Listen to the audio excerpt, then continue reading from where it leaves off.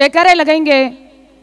जय बोलिए वीर तेजाजी महाराज की, जय बोलिए स्वर्गीय श्री रामनारायण जिंदा साहब की। हमारे बीच में मंच पर उपस्थित जन जन के लोक लाडले, हम सबके आदरणीय किसान नेता, राष्ट्रीय लोकतांत्रिक पार्टी के सुप्रीमो नागौर के सांसद आदरणीय हनुमान जी बेनीवाल साहब, साथ में उपस्थित भोपालगढ़ के विधायक श्रीमान फुकराज जी गर्ग साहब, किसान छात्र संघ अध्यक्ष बावड़ी प्रधान प्रतिनिधि आदरणीय राजू राम जी खोजा साहब, जयपुर से पधारे बड़े भाई राजस्थान यूनिवर्सिटी से महेश चौधरी, मोहित यादव और हरपल चौधरी, मैं आप सभी का जय नारायण व्यास विश्वविद्यालय परिवार की ओर से हार्दिक स्वागत और अभिनंदन करती हूं। साथियों, आप सबको पता है विश्वविद्यालय और कॉलेज की शिक्षा में शिक्षा के साथ साथ राजनीतिक पक्ष भी हमारा मजबूत होना बहुत ही जरूरी है, मगर ये राजस्थान की सरकार हमारे राजनीतिक पक्ष को कमजोर करने के लिए छात्र राजनीति को कुचलने का प्रयास कर रही है। पिछले दिनों छात्र संघ चुनाव की संभावना थी, उससे 10-15 दिन पहले राजस्थान की सरकार माननीय मुख्यमंत्री जी एक काले कानून की अधिसूचना जारी करते हैं जिसमें लिखा होता है कि छात्र संघ के चुनाव नहीं होंगे।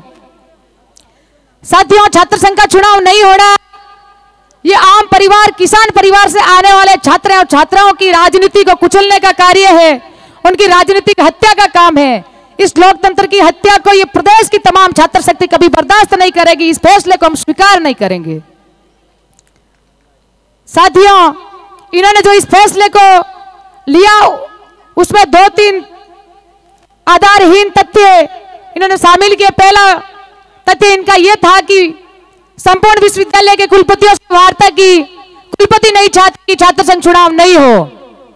तो मैं आपको बताना चाहती हूं कि कुलपति तो कभी नहीं चाहेंगे कि छात्र संघ चुनाव हो, क्योंकि कुलपतियों की नींद को हराम करना, उनको नींद चैन से नहीं लेने देना, उनकी नाक में नकेल डालने का कार्य अगर कोई करता है तो विश्वविद्यालय और कॉलेज में छात्र नेता करते हैं। आपके हक और अधिकारों के लिए लड़ते हैं तो छात्र नेता लड़ते हैं। कुलपतियों का कहना था कि नई शिक्षा नीति को हम लागू नहीं कर पाएंगे, तो मैं उन कुलपतियों को भी कहना चाहती हूं कि हमें भली भांति पता है कि आप उस शिक्षा नीति को लागू नहीं कर पाओगे, क्योंकि हमने आपकी कार्य प्रणाली को अच्छी तरह से देखा है। वो एक बार एग्जाम हो थे, उसमें भी आपको एक विद्यार्थियों का एक उचित मूल्यांकन करना होता है, वो आप नहीं कर पाते थे। आप आलसी है, काम छोर है, समय रहते इस कुर्सी को छोड़ के स्वविवेक से इस्तीफा देके घर बैठ जाना चाहिए। जिसमें कार्य करने की क्षमता और विद्यार्थियों के प्रति सकारात्मक सोच होगी वो इन कुर्सियों पे बैठ जाएंगे, जिनसे ना तो कुलपतियों आपको परेशान होना पड़ेगा, ना राजस्थान की सरकार को परेशान होना पड़ेगा, ना आप और हमको परेशान होना पड़ेगा। माननीय मुख्यमंत्री दूसरा तथ्य लिंगो कमेटी की अवहेलना का उन्होंने बताया। तो मैं सरकार से कहना चाहती हूं कि जब सरकार के चुनाव होते हैं, विधानसभा के होते हैं, पंचायती राज के होते हैं, उनमें आप नियमों की कहां तक पालना करते हैं ये आप भी भली भांति जानते हैं, हम भी जानते हैं।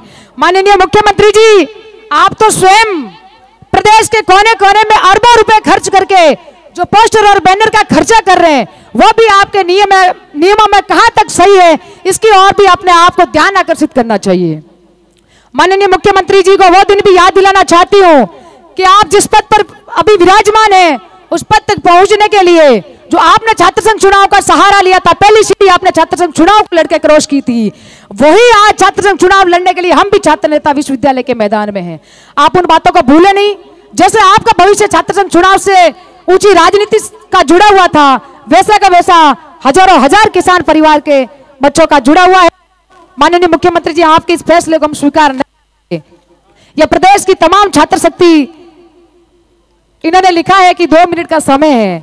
भाई साहब, मैं आपको बता देना चाहती हूं, हमारे बीच में विराजमान हमारे आदरणीय एमपी साहब जो दिल्ली की पार्लियामेंट में 1-1 मिनट 2-2 मिनट करते हुए 10 मिनट निकाल सकते हैं, ये तो हमारे घर का मंच है। यहाँ पे 5-7 मिनट हम अगर निकाल भी लें तो कोई बड़ी बात नहीं। साथियों, इस लड़ाई में हमारा सहयोग देने के लिए हमारे बीच में पधारे आदरणीय हनुमान जी बेनीवाल साहब, आपके हम ऋणी रहेंगे। हम भी किसान परिवार से आने वाले छात्र और छात्राएं हैं। हम इस ऋण को चुकाने का भरपूर प्रयास करेंगे। जब भी आपको जरूरत पड़े हमारी, आप याद कर लेना। जो आपकी ताकत थी उससे दुगनी ताकत के साथ आपके साथ कंधे से कंधा मिलाकर हम आपके साथ खड़े रहेंगे।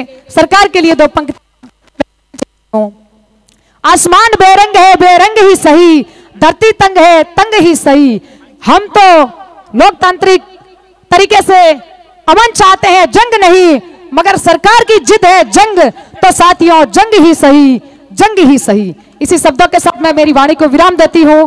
आप सभी यहां पे पधारे, इस छात्र महापंचायत को सफल बनाया, इसके लिए तमाम युवा तरुणाई आपको भी नमन वंदन करती हूं, आपका धन्यवाद ज्ञापित करती हूं। जय हिंद, जय भारत।